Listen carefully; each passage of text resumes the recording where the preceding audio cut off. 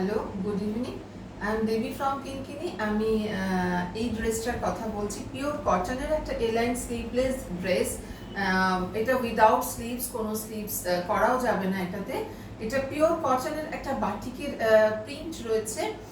আর এর সঙ্গে দেখুন একটা নেকলাইন রয়েছে ভি, এবং এটা প্রিন্সেস কাটে রয়েছে। একটা জাস্ট বল কাট দেওয়া রয়েছে। ইটসেলফ এই ফ্যাব্রিকটাই এত সুন্দর যে এটাতে আলাদা করে কোনো ডিজাইনের প্রয়োজন হয় না।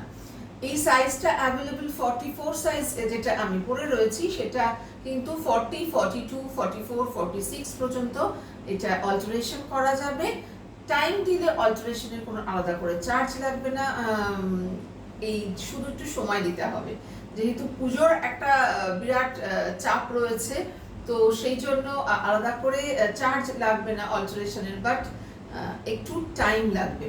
ওকে, আর একটা কুর্তি আমি দেখিয়ে দিচ্ছি, ভীষণ সুন্দর, না দেখালে মানে ভালো লাগছে না।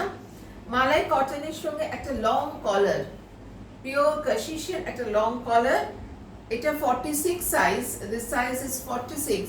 এটা 44, 42, 48, 50 পর্যন্ত অ্যাভেলেবল হয়ে যাবে, মানে অল্টারেশন করা যাবে।